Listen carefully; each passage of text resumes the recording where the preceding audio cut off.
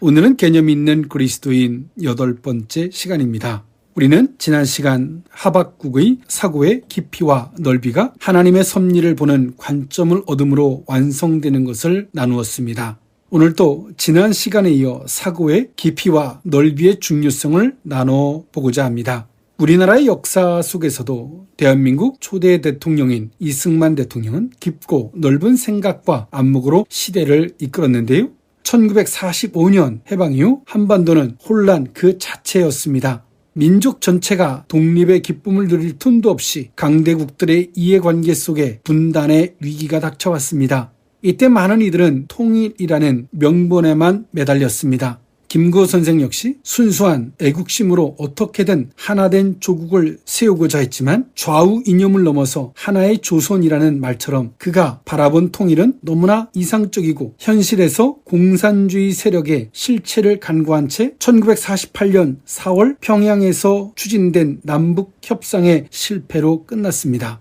반면 이승만 대통령은 달랐는데요. 그는 단순히 당장의 감정적 통일을 외치기보다 냉철하게 국제사회와 북한의 공산화 상황을 분석하여 깊은 사고와 넓은 시야에서 한반도의 미래를 내다봤습니다. 그는 자유 없는 통일은 또 다른 형태의 지배이고 공산주의 아래서의 통일은 결국 민족 전체가 노예가 되는 길임을 알고 있었습니다. 그래서 차라리 반쪽이라도 자유민주주의 국가를 세우겠다라고 외칠 수밖에 없었습니다. 이승만 대통령의 선택은 많은 이들에게 비판과 오해를 받았습니다.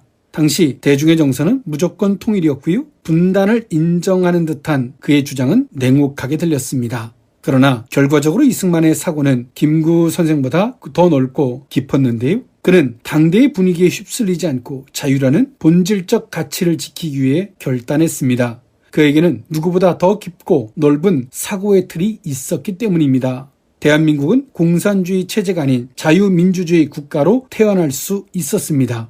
그리고 오늘날 우리가 누리는 경제 성장과 인권, 신앙의 자유가 꼽힐 수 있게 되었는데요. 이승만 대통령은 단지 현실에 대한 반응이 아니라 하박국 선지자처럼 깊은 질문과 사고를 통해서 본질을 꿰뚫는 결단을 내린 인물이었습니다.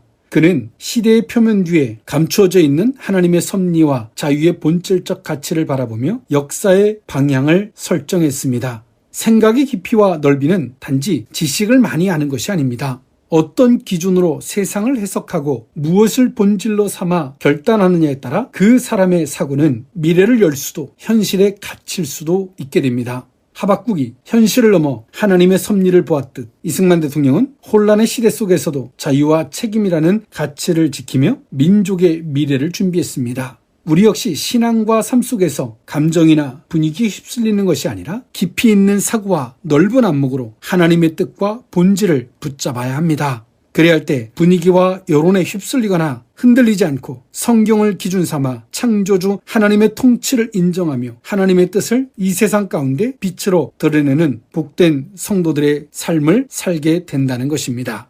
이와 같이 오늘날 이 시대를 살아가는 크리스찬들도 깊고 넓은 이 거룩한 사고를 할 수 있는 저와 여러분들의 삶이 된다면 오늘 크리스찬들의 삶을 통하여 하나님의 놀라운 역사와 그 은혜가 오늘 우리 한 자신의 개인을 넘어 이 시대와 전 세계 열방 가운데 아름답게 나타나고도 부족함이 없게 될 줄 믿습니다.